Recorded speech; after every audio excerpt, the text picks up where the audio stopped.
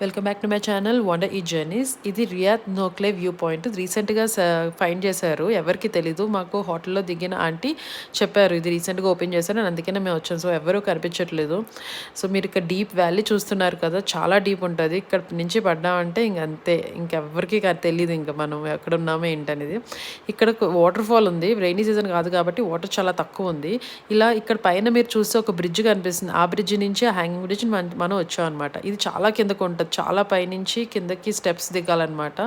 కొంచెం అయితే కష్టం. ఇది మంచి వ్యూస్ కావాలంటే మనమైతే ఎక్కువ కష్టపడాలి ఇక్కడ మేఘాలయలో.